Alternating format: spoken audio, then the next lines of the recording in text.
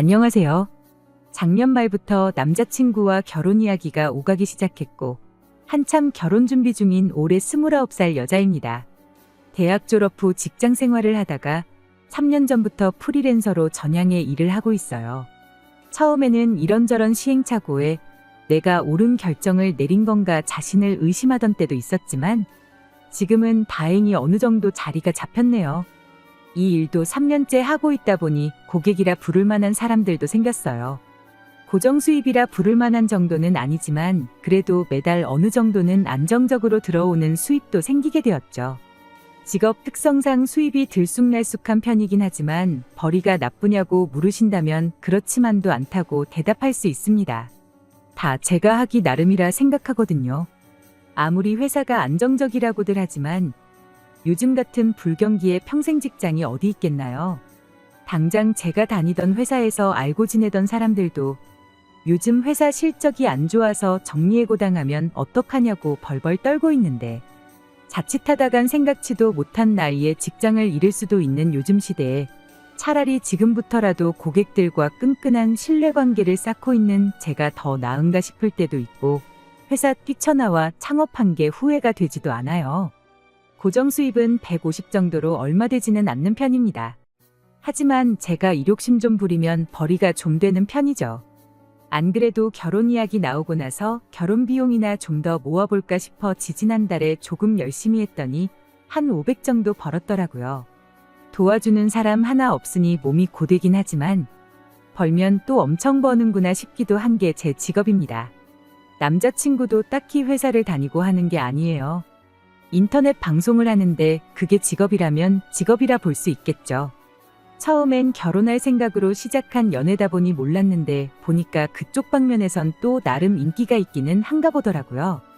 작년 초부터 해서 다른 인터넷 방송하는 분들이 남자친구랑 같이 합방 요청도 오고 그랬던 걸 보니 말이에요. 남자친구 벌이에 대해서는 결혼 이야기가 나오고 나서 그때 처음 알았어요. 그때까지만 해도 저는 인터넷 방송이라는 게 돈이 그렇게 되는 건지 몰랐습니다. 웬만한 직장인은 부럽다고 할 만큼 생각보다 짭짤했거든요. 물론 그 일을 몇 살까지 할 수 있겠냐 물으시면 뭐라 할 말이 없고 한순간에 망해버릴 수도 있는 게 그쪽 업계라지만 저 역시 프리랜서로 일을 하고 있는 상황에 그걸 가지고 남자친구한테 안정적인 직장을 구하라는 건 말도 안 된다는 생각이었어요. 남자친구는 방송이 망해도 괜찮다고, 이 일을 시작하기 전에 배워놓은 기술이 있어서 여차하면 그 일을 하면 되는 거고, 그마저도 안 된다 한들 내가 너와 나 못 먹여 살리겠냐며 무슨 일이라도 할 수 있다는 자신감을 보여주었죠. 그렇게 결혼도 결심하게 되었던 겁니다. 저나 남자친구나 하는 일이 일이다 보니 서로 사는 집을 사무실처럼 쓰면서 살고 있었어요. 그만큼 일하는 데 있어서 장소의 제약을 받는 편은 아니거든요. 그것 때문에 그랬나 남자친구가 결혼해서 신혼집을 구한다면 아파트도 좋지만 어디 공기 좋은 곳에 전원주택을 구해서 살면 어떻겠느냐 물어왔었습니다. 둘이 사람 많은데도 별로 좋아하는 편도 아니고, 특히 남자친구가 자기 하는 일 특성상 아무리 집에 방음벽을 설치하고 해도 자기가 내는 소음 때문에 공동주택에서는 미원이 많이 들어온다고도 하면서요. 일하는데 제약도 없고 공기도 좋고 사람 많은 데보다 조용한 곳을 선호하는 게 또 두 사람 공통점이었던 만큼 전원주택은 저희에게 있어서 꽤나 좋은 선택지나 마찬가지였습니다. 그런데 그 집을 알아보는 과정에서 일이 터지고 말았어요. 남자친구한테 아래로 동생이 한 명 있거든요. 저한테는 시누이가 될 사람이죠. 손아래 시누긴 하지만 저랑은 동갑내기 친구입니다. 연애한 지가 좀 되었다 보니 이미 진작부터 몇 번 만났고 알고 지낸 사이였어요. 그때 당시에는 결혼 생각도 없었다 보니 그냥 친구 하면서 지냈었죠. 서로 연락처도 알고 있었고 결혼 이야기 나오기 전에는 이따금씩 연락도 주고받으며 밖에서도 몇 번 만난 사이기도 했어요. 이 예비 신우가 만나던 남자친구랑 안 좋게 헤어지면서 살기 싫으니 어쩌니 하면서 핸드폰 번호도 바꿔버리고 잠수를 탄 적이 있었는데 그때부터 연락이 뜸해져서 이후로는 만나지도 못하고 연락도 없이 지냈었습니다. 남자친구랑 여동생이 사이가 좋냐고 물은다면 그냥 평범한 사이라고 대답할 수 있겠네요. 왜 남매들 있는 집 보면 대충 비슷비슷하잖아요. 저게 사이가 좋은 건지 나쁜 건지.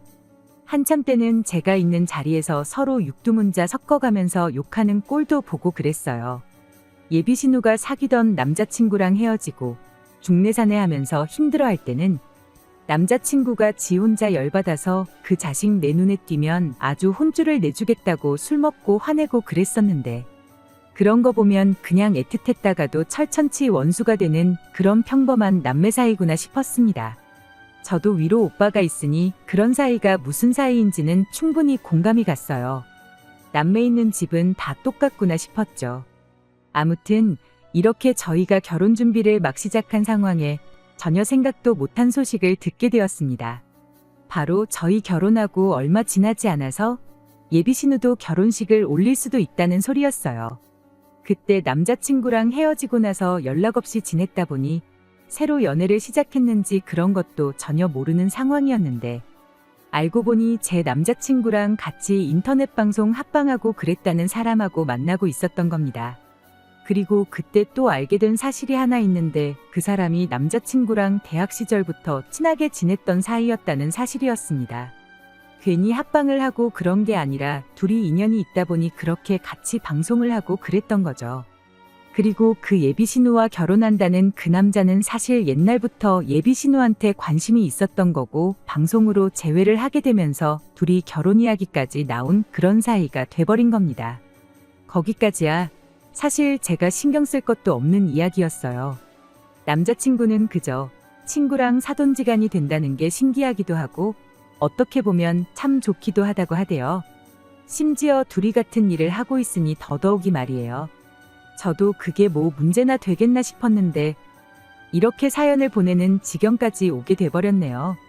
신혼집을 알아보기 시작하니 이것도 참 무시 못할 일이다 싶었어요. 서울도 아니고 아파트도 아니니 집값이 얼마나 하겠어 싶었는데, 전원주택도 평수 따라, 언제 지었는지 따라, 위치 따라 가격이 천차만별이더라고요. 게다가 공기 좋을 것만 생각할 게 아니라 주변의 마트라든지 그런 편의시설에 대한 접근성 같은 것도 고려해야 했다 보니 오히려 매물을 고르는데도 어려움이 따랐습니다.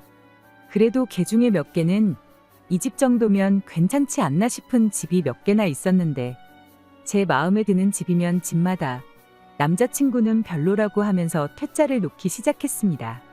어떤 집은 방이 너무 붙어 있다, 집이 좀 작은 것 같다 하는 식으로 집 크기에 대해 불만을 늘어놓더니, 막상 넓은 집은 방이 4칸이나 되는데 화장실이 1개밖에 없는 게 말이나 되느냐 하면서 정말 말 그대로 제가 골라오는 집이면 집마다 다 싫다고 하는 거예요. 제 입장에선 이해가 가지 않았죠. 어차피 둘이서 살 집이고 훗날 아이가 생겨서 학교 들어갈 나이가 되면 당연히 아이 생각해서 다시 애들 교육이 괜찮은 곳으로 이사를 가게 될 텐데, 당장 편의시설 접근성 좋고 그런 걸 찾아야지 방이 몇 개고 화장실이 몇 개고 그런 게 중요한 게 아니라고 생각했거든요. 그런데 왜 자꾸 저런 데 집착을 하는가 했더니 이유가 따로 있었던 겁니다. 사실 결혼 준비 시작한 지 얼마 되지도 않은 상황이었다 보니 여태까지 정말 남자친구가 그런 계획을 가지고 있었을 거라는 건 상상도 못하고 있었어요.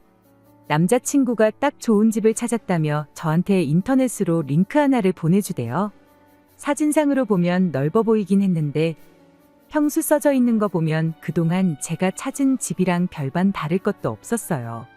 오히려 복층 구조다 보니 냉난방비 같은 거 생각해보면 단점도 너무 명확한 집이었지요. 게다가 위치도 안 좋았어요. 마트는커녕 가장 가까운 편의점이 차로 10분은 내려가야 나오는 구석진 위치에 있는 집이었습니다. 그런데 남자친구는 무조건 그 집으로 해야 한다며 어깃장을 부리기 시작했어요. 어차피 반반 결혼하는데 한 사람 마음에 드는 집보다 서로 반발자국씩 양보하더라도 둘 다 마음에 드는 집을 구하자고 했던 말이 무색하게 무조건 이 집이 아니면 안 된다는 식으로 막무가내였죠. 왜 그런가 했더니 그러는 데에는 다 이유가 있었습니다. 난데없이 동생네 결혼하면 그 집에서 두 가족이 한 집에 같이 살자는 소리를 꺼내더군요. 자기가 왜 2층 집으로 골랐는지 이유도 설명해 주대요. 생활이 분리되려면 독립된 공간이 필요하다고, 그래서 2층 집이 훨씬 유리하다는 거예요. 왜 화장실 하나짜리 집이 싫다 했는지, 방이 붙어있는 구조라 싫다 했는지 이유를 알겠더군요. 보여준 집이 복층이지 2층 집이 아닌 거 모르냐고 따졌더니 방 구조 못 봤냐고. 1층에 제일 큰 방이 하나 있지 않았냐고. 화장실도 1층에 하나, 2층에 하나 있으니 이보다 더 완벽한 집이 세상 또 어디 있겠냐며 이유 불문하고 신혼집은 무조건 이 집으로 해야겠다네요. 2층에 방이 3개 몰려 있는데 그럼 동생네는 방을 3개나 쓰고 우리는 방 1개만 쓰는 게 말이나 되냐 했더니 방 1개는 동생네가 쓰게 만들고 남은 방 2개는 자기가, 하나는 자기 친구가 인터넷 방송하는 공간으로 꾸밀 계획이랍니다. 그것도 어이가 없었죠. 나는 어디서 일하냐고 했더니 우리가 쓸 방이 제일 넓다고 하지 않았냐고. 그 방에 책상 하나 놓고 하면 되지 않겠냐대요. 그냥 적당해 보이는 집을 인터넷에서 찾아 저한테 보여준 건 줄 알았는데 남자친구가 말하는 걸 듣자 하니 이미 예비 신혼애랑은 말이 다 끝난 상황인 것처럼 보였어요. 그래서 동생네는 같이 사는 걸 좋다고 하느냐 떠보듯 물어봤더니 제 생각이 맞더군요. 전원주택 집값이 좀 비싸면 어떠냐고. 4명이 모아서 살 텐데. 관리비가 많이 나오면 또 어떠냐고. 4명이 벌어서 내게 될 텐데 하고는 금전적으로도 무조건 이득인 거 모르겠냐 하대요. 어차피 예비신우랑 둘이 친구 먹고 지내던 사이 아니냐고. 나도 친구가 내 매제가 될 줄은 몰랐다며. 친구끼리 사는데 다툴 일이 뭐가 있겠냐. 지금은 이상하게 들릴지라도 막상 살고 보면 후회할 일 없을 거다 하면서 뜬구름 잡는 소리를 쏟아내기 시작하는 거예요. 몇 번을 싫다고 대답했지만 살아보면 마음이 달라질 거라는 대답밖에 못하는 인간한테 말을 더 꺼내봐야 무슨 소용이 있겠나요. 하도 어이가 없어서 그냥 이야기 안 끝내고 집으로 돌아가 버린 뒤 그 뒤로 한동안 오는 연락도 다 무시하고 있었어요. 그리고 며칠이 지난 얼마 전 남자친구가 할 말이 있으니 연락 좀 받으라고 사정사정을 하길래 이제야 마음 바꾸고 사과를 하는 줄 알았는데 그것마저 저희 착각에 불과했습니다. 어디서 방이 6개나 되는 더 크고 더 비싼 집을 찾아와서는 너도 사무실 하나 만들어줄 테니 이제 마음 좀 바꿔달라 설득을 하기 시작하네요. 듣다 제가 이젠 더는 안 되겠다 싶어서 누가 사무실 생기면 같이 살겠다 했냐고. 그렇게 동생네랑 같이 살고 싶으면 너나 실컷 살아라 한마디 해줬습니다. 그랬더니 남자친구가 뭘 그렇게 깐깐하게 구냐고. 한 지붕 아래 산다고 생각하지 말고 아파트 같은 단지에 집 구해서 산다고 생각하면 어떻겠냐고 되묻더라고요. 우린 1층, 쟤네는 2층. 이렇게 말이에요. 혹시 아냐고. 이렇게 친구 같은 남매 부부가 한 집에 사는 걸 유튜브로 찍어서 올리면 인터넷 방송이 아니라 공중파 방송도 탈 수 있고 그렇게 되면 그냥 인생 대역전이나 마찬가지라고. 이게 기회인 것 마냥 말을 하고 있는데 그걸 말이라고 하고 있는 걸 보니 어이가 다 없었습니다. 암만 싫다고 말해도 남자친구는 기어이 예비신우랑 지 친구랑 한 집에 살아야겠다고 끝까지 고집을 부리대요. 결국 그렇게 전화 끊어버리고 이렇게 사연 보내는 지금까지 또 연락을 안 하고 지내고 있어요. 싫다는데도 뭐 이렇게 억지를 부려대는지, 꼭 싫다는 사람 억지로 마음 돌려서까지 결혼을 하려는지 모르겠네요. 그냥 신세한탄이라도 해보려고 이렇게 사연을 보내봤습니다. 결혼을 고민하는 제가 정말 이상한 건가요? 안녕하세요. 동생 부부랑 한 집에 같이 살자는 예비신랑 때문에 사연을 보냈던 쓰니입니다. 결국 파혼을 하게 되었네요. 문득 사연 보냈던 게 생각나서 이렇게 늦게나마 저의 이야기를 다시 적어보내게 되었습니다. 같이 살자는 것도 충분히 파혼 사유가 되고도 남았는데 그거 말고도 더한 게 하나가 더 저를 기다리고 있었어요. 그 사실까지 알고 나니 뭘 어떻게든 남자친구를 뜯어말려 생각을 고쳐먹게 하는 것보다 제가 결혼을 포기하는 게 낫겠다 싶더라고요. 그게 뭐였냐 하면 결혼식 이야기였어요. 남자친구 집에서 두 남매가 결혼할 때 둘 다 똑같이 해주기도 뭐한 상황이었던 거죠. 돈이 애매하게 있었다 보니 누구는 더 주고 누구는 덜 주고 했다간 남매 간의 우애가 갈라지지는 않을까 그게 걱정이었답니다. 말인즉슨 애초에 한 집에 같이 살라는 것도 남자친구 부모님 입에서 먼저 나온 이야기였던 거예요. 같이 사는 게 남자친구 입장에선 저도 옆에 끼고 살고 같은 일 하는 친구도 옆에 두고 살게 되었으니 오히려 구미가 당기는 이야기였던 겁니다. 그런데 한 집에 같이 사는 것뿐만 아니라 한 해에 두 자식을 동시에 결혼시키는 것도 하객들한테 못할 짓이라며 어차피 한 집에 같이 살 건데 결혼식을 누가 먼저 하고 누가 늦게 하는 게 뭐가 중요하겠냐고 결혼식도 이왕 하는 김에 동시에 올리라고 했다는 거예요. 일부는 저희가, 이부는 예비 신혼회가 하는 식으로 나눠서 하든 두 신랑 신부가 동시에 입장을 하든 그거는 저희끼리 알아서 정하라고 했던 거죠. 번거롭게 결혼식을 두 번이나 올 필요도 없고 축의금도 두 번 내야 할 거 한 번만 내도 되는 상황인데 남자친구 집에서는 이만큼 좋은 방법이 또 어디 있었겠나요? 하지만 한 집에 같이 사는 것부터 합동결혼식까지 그건 전부 저희 집이나 제 기분은 전혀 고려하지 않은 이기적인 결정이었다는 게 문제였어요. 합동결혼식이라니 제 평생 그런 결혼을 하게 될 것이라고는 상상도 못한 일이었거든요. 게다가 제 결혼식을 축하해주러 오는 하객들은 물론이고 저희 부모님한테도 몹쓸 짓이라 생각했어요.